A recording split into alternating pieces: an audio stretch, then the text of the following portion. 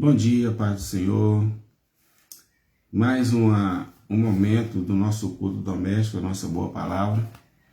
E hoje nós estamos à moda antiga, estamos sem aparelhagem, porque não estou em Valadares, governador Valadares hoje, e nós não poderíamos ficar sem esse nosso momento do nosso culto doméstico, como nós fazemos toda semana, todas as terças e quintas. Então hoje está bem diferente. Nós estamos aí na forma primitiva, na forma como nós começamos aí há 1 ano e pouco atrás, quase 2 anos, né, já transmitindo aí esse momento de culto, do nosso culto doméstico, a nossa boa palavra. Eu quero mandar um abração para todo mundo aí. Hoje nós não estamos ao vivo na Rádio Vegos como de costume, como eu comecei falando aqui, eu não estou em Valadares, na minha cidade. Portanto, então, nós vamos fazer na moda antiga. Nós não podemos deixar de meditar, de refletir na palavra do Senhor. Um abraço aí para quem já está online. E eu quero convidá-los a abrir comigo a sua Bíblia, no Evangelho de Lucas, capítulo 4, a partir do verso 38. Lucas, capítulo 4, versículo 38. A vantagem desse sistema antigo é que eu posso ver as pessoas assim que entram online, né? Tô vendo a Sarita aí, né? Tô vendo outra pessoa aí que não dá para ver a imagem, a foto, mas de qualquer forma é interessante, né? Vamos então, Lucas capítulo 4, a partir do versículo 38 até o versículo 44. Você que tem a sua Bíblia aí, que tem acesso à Bíblia, mantenha a sua Bíblia aberta, por favor. Ora, levantando-se Jesus da sinagoga, entrou na casa de Simão, e a sogra de Simão estava tomada de uma grande febre, e rogaram-lhe por ela. E inclinando-se para ela, repreendeu a febre, e esta a deixou, e ela, levantando-se, logo servia-os. Ao pôr do sol, todos os que tinham enfermos de várias doenças, que estavam enfermos de várias doenças, os traziam e, pondo as mãos sobre eles, os curava. E também de muitos saíam demônios, clamando e dizendo: Tu és o Cristo, o Filho de Deus. E ele, repreendendo-os, não os deixava falar, pois sabia que ele era o Cristo. Sendo já dia, saiu e foi para um lugar deserto, e a multidão o procurava. E chegou junto dele e o detinha para que não se ausentasse deles. Ele, porém, lhes disse: Também é necessário que eu anuncie às outras cidades o evangelho do reino de Deus, porque para isso fui enviado. E pregava nas sinagogas da Galileia. Amém? Oremos ao Senhor. Deus bendito, Deus eterno, te louvamos, te adoramos nesta manhã de terça-feira. Que o teu Espírito Santo possa nos fortalecer, possa trazer neste momento a palavra que venha encher os nossos corações, que venha regar as nossas almas com a unção, com a graça bendita e gloriosa do Senhor. Que tenhamos um dia abençoado, meu Pai, que o teu Espírito Santo possa fortalecer as nossas mentes e corações. Senhor, abençoa cada família representada, cada irmão que já está acordado nesta manhã para a honra e glória do Senhor. Amém. Não se importe, porque nós temos que som de galos, né, de pássaros e outros ruídos aí, mas não vai atrapalhar o nosso momento aí da boa palavra. Amém? Gente, parece que nesses últimos 20 dias, né, praticamente quase um mês, eu peguei então alguns textos, alguns eventos que ocorreram na Galileia. Galileia difícil, Galileia terrível. E o fato, né, o evento, né, o fato que está registrado hoje no nosso estudo, aqui no versículo 38, né, e o nosso tema de hoje é Jesus sempre atende às nossas necessidades. O Senhor sempre atendeu a necessidade do seu povo. Aqui cai por terra de vez a ideia, né? Aquela ideia retrógrada, aquela ideia antiga, antiquada, de que nós fomos salvos na cruz do Calvário, né? E abandonados, deixados ao léu até o arrebatamento da igreja. Não, o Senhor nunca fez isso, não era a intenção do Senhor. Inclusive Jesus declarou, eu gosto sempre de falar sobre isso, os irmãos aí já são testemunhas, quem está nos acompanhando já são testemunhas, de que o Senhor falou, olha, não vou deixar vocês sozinhos não, vou enviar o meu Espírito, o Espírito Santo, né? O Espírito da verdade, o Espírito do Pai, e Ele estará convosco todos os dias até a consumação do século. Mas o evangelho da religiosidade, né, esse evangelho da porta larga aí, vem deturpando algumas ideias, mudando algumas coisas aí, mas, né, cuidadosamente a gente vai aplicando, vai trazendo, né, tudo à luz da palavra. E como eu comecei dizendo, não é isso, irmã Leila? Esse fato aconteceu. Jesus estava andando na Galiléia aqueles dias, né? Era praticamente o primeiro ano, né? Os primeiros momentos em que Jesus estava operando. E ele, então, saiu, né? Se você pegar o versículo, todo o capítulo 4 aqui, Jesus havia andado por algumas cidades, tinha ido de Nazaré, que era a sua cidade natal, mas, né? Por fim, ele deu uma paradinha, né, em Cafarnaum, que era no norte do mar, que ficava no norte do mar da Galileia, né, bem pertinho de Betsaida. É aquela região dali das cidades mais conturbadas da Galileia. Betsaida, Corazim e Cafarnaum, né? Cafarnaum, uma vila próspera, uma vila rica, mas a turma da Galileia, né? Os crentes, o pessoal, o povo da Galileia era um povo arrogante, um povo prepotente, um povo que resistia à palavra, que insistia, né, em rejeitar a palavra de todos os jeitos, todas as formas. E Jesus, então, depois de algumas atividades, né, ele vai para a casa de Pedro, né? Ele foi para a casa de Simão Pedro. E chega na casa de Simão Pedro, então, ele encontra a sogra de Pedro doente. E o pessoal da casa, que já eram, né, conhecidos, que já eram amigos de Jesus, que já seguiam ao Senhor, eles rogavam, nós vimos aí no verso 38, que eles rogaram que Jesus curasse a sogra de Pedro. Não sei se Pedro gostou muito da ideia, mas Jesus atendeu. E Jesus, diz a Bíblia no verso 39, que Jesus, inclinando-se para ela, repreendeu a febre e a sogra de Pedro foi curada, né? Não sei se foi para a alegria de Pedro, mas foi para a honra e glória do Senhor. A sogra foi curada e interessante, no verso 39 aqui está registrado que assim que a febre a deixou, que ela ficou curada, sabe lá do que, por qual razão ela estava com febre, se ela tinha alguma infecção, não se sabe, né? O texto aqui não faz menção e nós não encontramos respaldo nem histórico para afirmar, mas o que é interessante aqui no final do versículo 39, na última parte do versículo 39, é que logo que ela foi curada, ela começou a servir ao Senhor. É muito importante, é muito interessante, tem pessoas que recebem bênçãos de Deus, que recebem o favor gracioso do Senhor, mas não tem o cuidado de agradecer, de louvar, né? Não é uma questão nem de reciprocidade, mas questão de gratidão mesmo, né? Porque reciprocidade é como se eu tivesse apenas, né, pagando o bem que o outro me fez, mas o amor não, né? O cuidado, a gratidão não. A gratidão é uma entrega, né? A gratidão é uma manifestação da satisfação, da alegria, do reconhecimento do bem que você recebeu.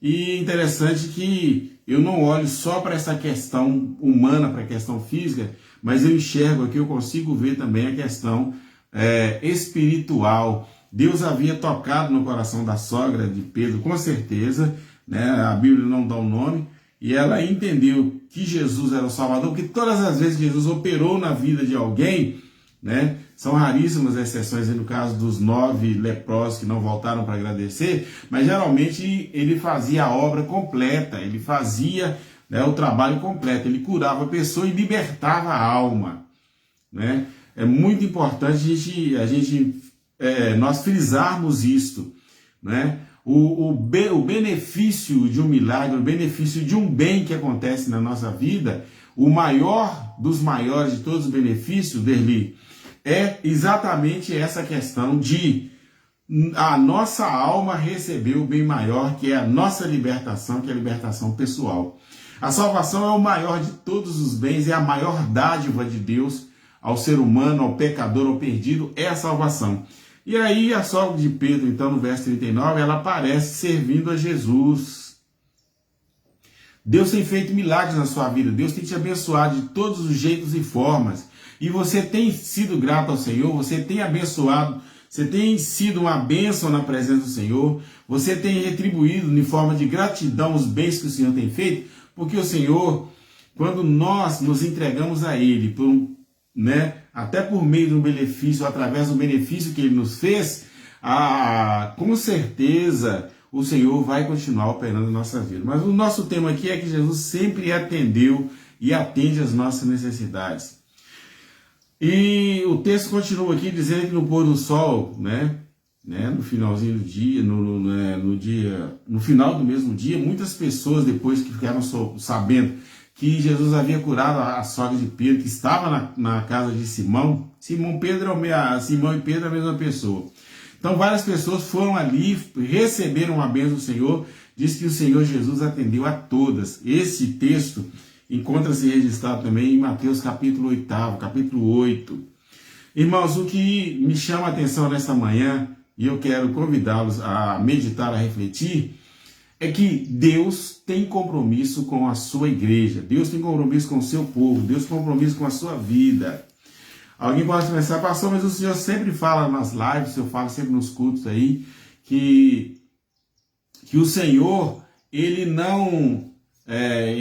o maior benefício de Deus, que esse negócio de fazer campanha disso, campanha daquilo, que o Senhor é contra a campanha, obviamente isso não muda a minha forma de ver e nem de entender o Evangelho, não muda. O que eu quero falar aqui é o seguinte, que essa questão de fazer campanhas não justifica ninguém que estava fazendo campanha. Na verdade, aqui estava todo mundo se entregando ao Senhor, O Senhor estava cumprindo o seu ministério, a sua obra. Ele fala aqui no versículo 44, que ele veio para isso. 43, 44, deixa claro que ele veio para isso. Que ele veio para fazer a obra do Senhor, porque o Evangelho de Deus, ele é completo.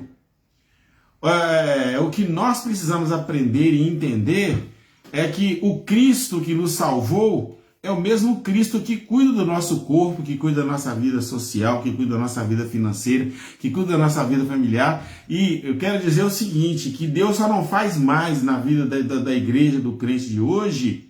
Na verdade, ele tem feito muito, mas ele só não faz mais porque, na verdade, o nosso comprometimento com ele não é de acordo, não está dentro dos padrões que o Evangelho exige de nós. Não está dentro daquilo que a própria Bíblia propõe, o que eu venho falando sempre. Às vezes nós não consideramos Deus como um ser pessoal e nossa relação muitas vezes com o Senhor não é uma relação pessoal.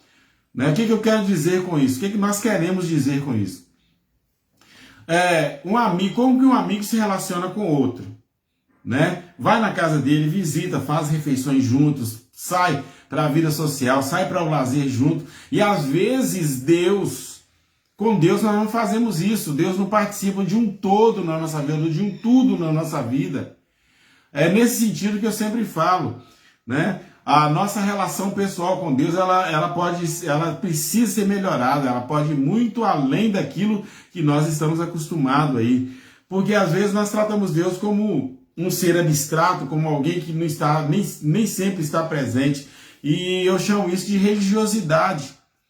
Eu só procuro o Senhor quando eu preciso da cura, quando eu preciso de resolver meus problemas sociais, quando eu preciso resolver meus problemas econômicos, quando eu preciso resolver meus problemas de saúde. Isso não é relacionamento. Isso é querer se dar bem na situação. E o texto aqui nos ensina que Jesus estava fazendo isso, mas você vai ver aí no versículo 41 que ele estava pondo as mãos curando os enfermos, mas no versículo 41 ele está falando que ele estava libertando as almas. Os demônios saíam. o Senhor estava fazendo duas coisas ao mesmo tempo. Ele estava trabalhando o corpo, mas ao mesmo tempo ele estava trabalhando as almas daquelas pessoas que o procuravam. A igreja tem que aprender isso. Inclusive a Carolzinha que está aí, Carol Fernandes, ela ontem me questionou sobre isso, sobre a questão da evangelização no mundo. Me lembro muito bem, viu, Carol? E muito boa pergunta, muito inteligente as perguntas que a Carol ontem me fez no privado ontem. É que a alma é o que importa ao Senhor. Tudo na nossa vida, ela parte do nosso relacionamento. Eu estou falando, o relacionamento pessoal com Deus, ele tem que ser melhorado. Não é? Aí eu faço campanha de oração, faço campanha daquilo outro para melhorar, para resolver os problemas, mas e a obra da evangelização? Aí eu quero trazer de novo a palavra reciprocidade. Eu tenho que trabalhar para o Senhor, porque Ele trabalha pela minha vida. A questão da evangelização, Carol, é nesse sentido. Eu tenho que... porque o Senhor me salvou, Ele me libertou, e agora o problema é a falta de entendimento, né, com a doutrina da eleição. Que se eu sou predestinado, uma vez salvo, então eu posso fazer o que eu quiser. Não. Nós somos salvos para a santificação, para vivemos conforme a vontade daquele que nos chamou, daquele que nos santificou, daquele que nos justificou. Nós somos chamados para vivermos conforme a vontade daquele que nos elegeu, que nos santificou, nos justificou e está regenerando as nossas almas. Se eu fui chamado para viver, se eu sou servo de Deus, servo é aquele que faz a vontade do Senhor. E a vontade do Senhor é que as almas, né, que nenhuma alma se perca. Eu não sei quem vai ser salvo, mas a minha obrigação é pregar o evangelho. E outra, o evangelho que nós pregamos tem que ser um evangelho completo. A igreja está perdendo muito porque essa falta de relacionamento pessoal com Deus, principalmente, né, na pessoa bendita do Espírito Santo que habita, que mora em nós, está dando um prejuízo violento para a igreja. Como assim, pastor? O prejuízo é o seguinte, porque o evangelho não é só falar de Jesus. Jesus salva, Jesus cura, Jesus batiza com o Espírito Santo e ele volta para buscar a igreja. Eu não posso pregar só que Jesus salva e cura. Eu não posso pregar um evangelho pelas metades, eu não posso pregar aí 50%, 40%, 20% do evangelho. Eu não posso pregar só que Jesus cura também. O evangelho, ele é completo. O Deus faz a obra no espírito, na alma e no corpo. E era o que Jesus faz, Jesus estava fazendo aqui. Se você prestar atenção no versículo 38 até o versículo 44, Jesus está falando, ele falou, olha, eu tenho que pregar o evangelho. Eu fui enviado para isso. Eu fui enviado para curar a alma, eu fui enviado para curar o corpo, eu fui enviado para curar a vida, o psique, a vida psicológica, o coração, a mente. E Jesus foi curado para fazer uma obra completa. Ele quer fazer uma obra completa na sua vida. E nós, dentro da santidade, dentro da palavra de Deus, dentro do evangelho, nós temos que levar esse benefício. Lembra aí o pessoal, principalmente do Bretas, né? A questão de produzir, de multiplicar. A bênção da multiplicação é a responsabilidade da igreja, a responsabilidade de cada um de nós, de produzir, e nós somos feituras do Senhor, criados conforme a vontade dele, e a nossa responsabilidade é do que nós recebemos de graça e pela graça, nós vamos fazer a mesma obra com o pecador, com os que estão lá fora. Por isso a necessidade de fazer o culto doméstico, de fazer o culto no lar, de participar do grupo familiar de crescimento para levar... O que é o grupo familiar de crescimento? É o grupo no lar daqueles que não têm a palavra, daqueles que não têm acesso à igreja, até que eles sejam trazidos para a obra de Deus. Então, o nosso texto aqui caracteriza exatamente a obra redentora, né? O trabalho da salvação, o plano da salvação, ela envolve espírito, alma e corpo, como eu acabei de dizer, e nós temos que fazer a obra completa. O evangelho, ele é completo. Ah, eu vou pregar que Jesus cura. Não, você tem que pregar que Jesus salva, que Jesus cura, que Jesus liberta, que Jesus batiza com o Espírito Santo, que Jesus volta para buscar a igreja. Tem que pegar o evangelho na essência, o evangelho num todo. A libertação ela tem que ser em todos os âmbitos da vida da pessoa. Como a nossa relação persona ou a nossa relação pessoal com Deus, do mesmo jeito que nós temos a obrigação de viver a nossa relação pessoal com Deus, nós temos que transmitir isso aos outros. Quantas pessoas na sua família, na sua parentela, sentem necessidade hoje de uma libertação? Quantas pessoas você conhece hoje? Olha, nós estamos aí, creio eu, né?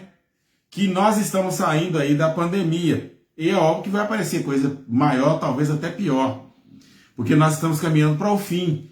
Mas qual é o seu papel? Qual é o meu papel? Qual é o nosso papel como homens e mulheres de Deus?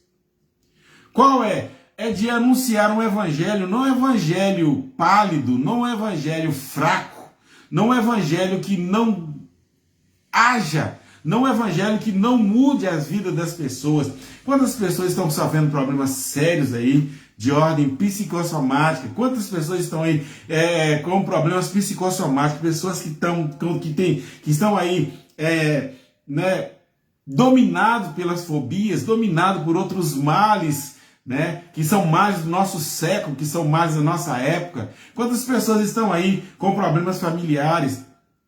Você quer ver uma coisa comum na igreja e que talvez você conheça? Uma pessoa, por exemplo, que teve problema no casamento e teve o divórcio, a separação, né, judicial, problema no lar.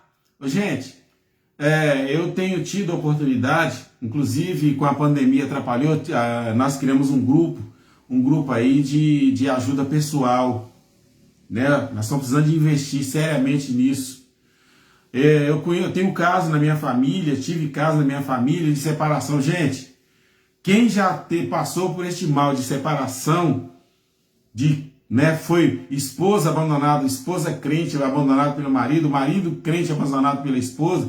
Gente, porque o que é a separação? O que é o problema no caso da separação?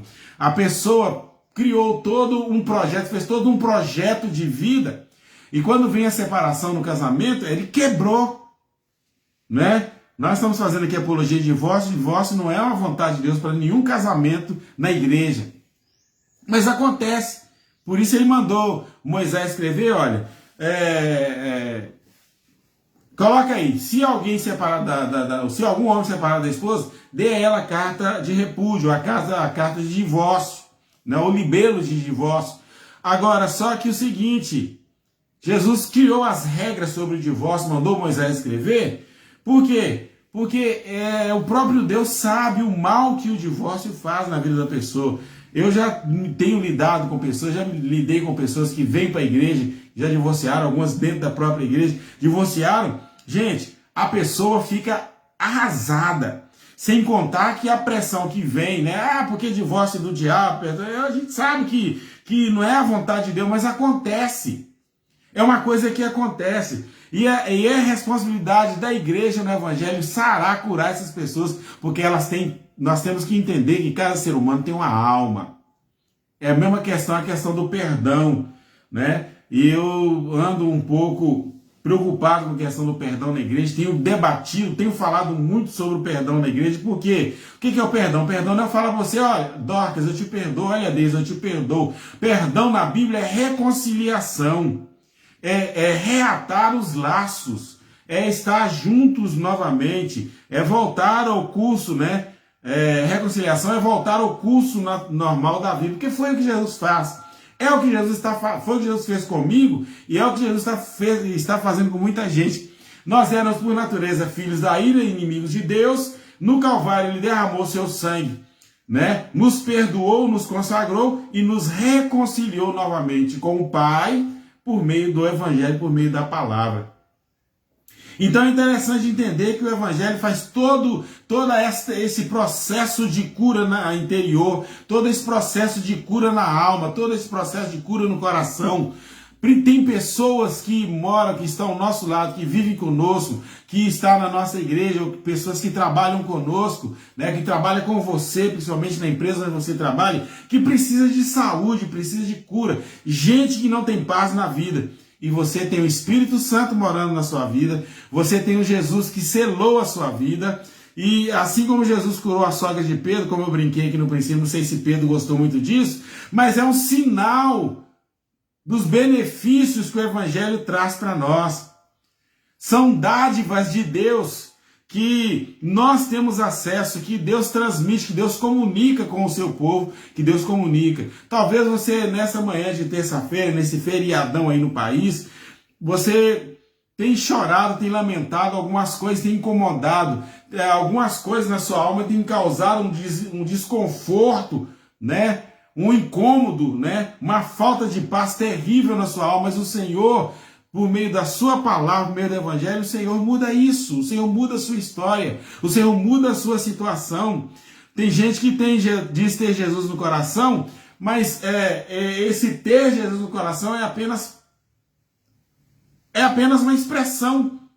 Na realidade, não muda absolutamente nada na vida, não muda absolutamente nada no coração. Meu irmão, nós precisamos viver uma realidade, precisamos viver uma vida onde o Evangelho, ele muda toda uma situação, ele muda tudo o que acontece na nossa vida. Né? Esse negócio, não podemos espiritualizar tudo, meu irmão, tudo na vida de um crente tem que ser espiritualizado, tudo. Eu demorei um pouquinho para aprender e para entender isso, né? Inclusive eu já falei várias vezes, olha, não pode espiritualizar tudo. Tudo na minha vida e na sua vida tem que ser espiritualizado. Se Deus é Senhor, se Deus é soberano, tudo que eu faço tem que partir do meu relacionamento com Ele. Por isso, o nosso relacionamento com Cristo, o nosso relacionamento com Deus, tem que ser um relacionamento pessoal, porque Deus é um ser pessoal. Deus, Ele age conosco. É no seu casamento? Senhor, Deus tem que ter toda a autoridade, todo o poder dele tem que agir no seu relacionamento. É um relacionamento amigável, um relacionamento social, Deus tem que estar nele, tem que agir nele, tem que operar por meio dele, através dele. Se é um relacionamento profissional, idem. Porque na hora do trabalho eu não sou crente. Não, você é crente na hora do trabalho, você é crente em casa, marido e mulher, você, pais e filhos. Nós estamos sob a guarda do Senhor o tempo todo. Quando estávamos no mundo, olha bem para vocês verem aqui, uma questão quase que de lógica. Quando estávamos no mundo, nós éramos dominados pelo diabo em todos os sentidos. Em todos os sentidos. Agora estamos na presença do Senhor, somos dominados pelo Espírito Santo também em todos os sentidos. Em todas as formas, todos os jeitos de viver. E não importa onde você está. Eu comecei falando sobre Cafarnaum. A palavra Cafarnaum, né, no original significa, né, vila ou lugar de desordem, de tumulto, né, lugar onde os objetos são guardados desordenadamente. Olha bem que coisa interessante aqui. O próprio nome Cafarnaum significa balbúrdia, confusão, desordem, né?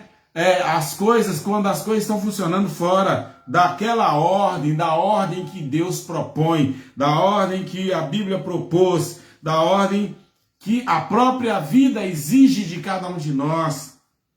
Meu irmão, se você mora em Cafarnaum é lugar de desordem, é lugar de... o nome significa isso, né? Cafarnaum, né? Vila de Kefar, no hebraico, ou vila de Naum, ou vilarejo de Naum, significa lugar de bagunça, de desordem. Era um povo rico, era um lugar rico, era uma vila rica, mas a confusão dominava, era um povo perverso, era um povo que era dominado pela avareza, um povo dominado por tudo que era de ruim. Aliás, a Galiléia dos gentios. Né? Cafarnaum era uma vila terrível, um lugar de violência, um lugar de assalto. Se você vive, nós que estamos vivendo num dia ruim, né? Num mundo ruim, num lugar de confusão, num lugar de baderna, de balbúrdia, meu irmão, se a sua vida está no emaranhado, né, numa confusão terrível, entenda que Jesus, Ele coloca em ordem as coisas na sua vida. É tempo de colocarmos as nossas vidas em ordem. A nossa vida financeira, a nossa vida social, a nossa vida conjugal. A sua vida conjugal, ela precisa ser uma bênção. Precisamos ter prazer nos nossos relacionamentos. Tem crente que não tem relacionamento abençoado. Ah, porque eu casei, o pastor me abençoou. Não é pastor que abençoa a sua vida. Né? Eu já fiz casamentos, graças a Deus, não muitos, mas que acabou em divórcio. Eu fiz a cerimônia, mas não é responsabilidade do pastor. Não é o pastor que abençoa o casamento, é Jesus é Jesus no meio que vai mudar o negócio, é que vai ordenar o negócio. Meu irmão, saia de Cafarnaum. Cafarnaum é lugar de bagunça, é lugar de tumulto. Se a sua vida está bagunçada, está tumultuada, olha aí, Jesus precisa fazer um milagre, colocar em ordem, curando a sua vida, curando a sua alma, curando, mudando as coisas que acontecem na sua vida, curando a sua vida psicológica. Talvez você não tenha paz para dormir, talvez você não tenha paz para conversar com as pessoas, você não tem paz, tem gente que não tem paz nem de estar dentro da sua própria casa, tem pessoas que vivem como se estivessem propulsionadas, que fossem propulsionadas por um turbilhão de males, tem pessoas que você conversa com elas, elas transmitem apenas mal, apenas pessimismo, apenas coisas ruins.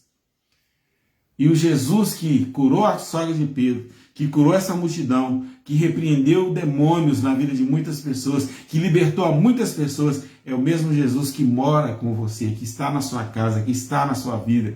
É o mesmo Jesus que te dá a paz, que proporciona um casamento feliz, abençoado. Pastor, mas é possível ter um casamento? Meu marido é doido, meu marido é ruim, meu marido é assim, minha esposa é assim. Meu irmão, Cafarnaum é lugar de milagres, é lugar tumultuado, é lugar bagunçado, e Jesus ele opera exatamente onde nós não temos condições. O que é milagre? Milagre é aquilo que o homem não pode arrumar, mas que Deus arruma, que Deus conserta, que Deus coloca na ordem.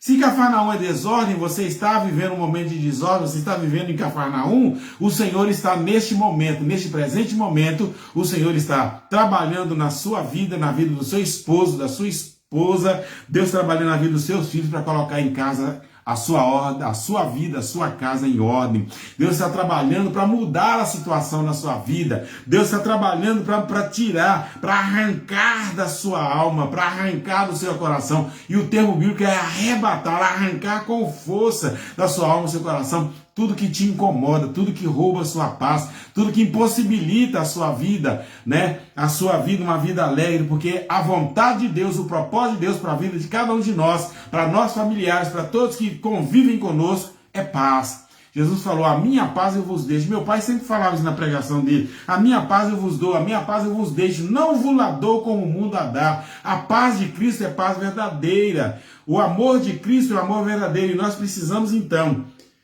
melhorar o nosso relacionamento. O nosso relacionamento com Deus, ele é vertical. Ele não é horizontal, relacionamento entre homens, pessoas, entre crentes e crentes, né? Entre colegas de trabalho. Agora, o nosso relacionamento com Deus, a fonte, né, do nosso relacionamento, de todos os nossos relacionamentos, ele é vertical, ele é parte da nossa boa relação com Deus.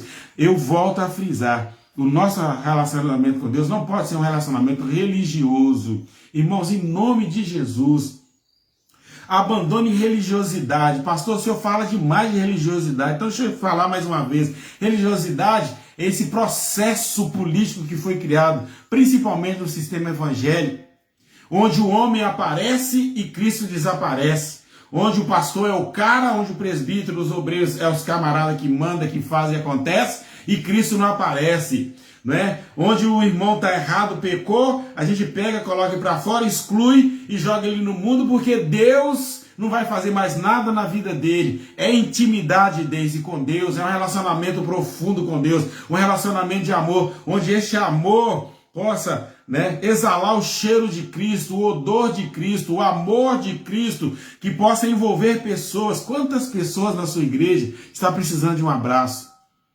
Quantas pessoas na sua casa estão precisando, quantos maridos estão precisando de um abraço? Quantas esposas? Ah, mas ficam brigando por causa de dinheiro, ficam brigando por causa de vida social, ficam brigando. Meu irmão, Deus Saia do Cafarnaum em nome de Jesus e muda isso.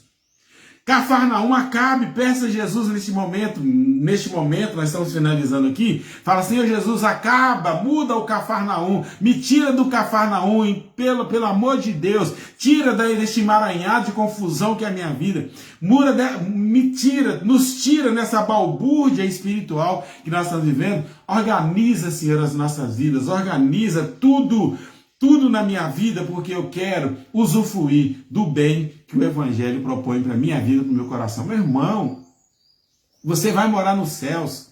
A vida da igreja aqui, eu ensaio no céu. Pastor, mas o senhor não fala que nós estamos no deserto? Deserto é lugar de cura, deserto é lugar de milagre, deserto é lugar de provisão. A provisão, as maiores provisões de Deus aconteceram no deserto, os 40 anos do deserto. Os maiores milagres de Deus aconteceram Jesus operou os maiores milagres aonde? Em Corazim, em Betsaida, em Cafarnaum. Por quê? Porque era lugar de maldição. O Senhor reverte todas as maldições da vida, da sua vida, ou todas as possibilidades de maldições da minha vida e da sua vida, Ele reverte, Ele converte em bênçãos. Essa é a nossa realidade de vida nesta manhã. Essa é a palavra que o Senhor tem para nós. O Senhor cura, o Senhor transforma, o Senhor liberta, o Senhor tira todas as maldições da vida. É isso que Ele tem para mim, é isso que Ele tem para nós, que Ele tem para todos vocês nessa manhã. Esta é a palavra que nos incentiva, esta é a palavra que nos alimenta, esta é a palavra que nos agracia, esta é a palavra que nos fortalece. Pastor, mas e a pandemia? Jesus, quem é maior? A pandemia, Jesus. Pastor, mas e o problema no meu casamento? Quem é maior? O problema no seu casamento, Jesus. Pastor, olha a situação dos meus filhos, olha as drogas, olha a prostituição, olha não sei mais o que. Meu irmão, Jesus, Ele tem responsabilidade com a sua vida. Você não está abandonado no pé do Calvário, você não foi largado no pé do Calvário. Ele enviou o Espírito Santo para morar na sua vida, para te conduzir, para nos conduzir até o arrebatamento. Não tema, não tenha medo, não se desanime, levante a sua cabeça, não é levante com prepotência, com arrogância, não. Levante a sua cabeça, na sua cabeça, caminhe com o Senhor, leia a Bíblia, ore, santifique, busque um relacionamento pessoal. Em vez de você ficar, Senhor Deus, nosso Pai, não sei o quê, fazendo um culto místico, vamos tirar, eu tenho lutado lá no Vila Breta, lá porque eu não estou em Valadares, lá no Vila Breta, tenho lutado com a igreja, a Laninha, o Douglas e o Watson são os meus ministros de música, juntamente com a galerinha lá, né, que está atuante, da galerinha de oração que busca o Senhor. Fala, gente, vamos tirar o misticismo de dentro de nós, vamos tirar o misticismo de dentro das nossas igrejas, vamos tirar porque Jesus não tem operado mais em nós e na nossa igreja por causa dessas reuniões místicas que nós fazemos. Até as nossas liturgias têm levado ao misticismo. Não é? Olha, eu vou fazer 7 semanas, eu vou fazer 7... Jesus não precisa fazer 7 semanas. Você precisa ter um relacionamento pessoal com Ele. Trate Jesus como seu amigo.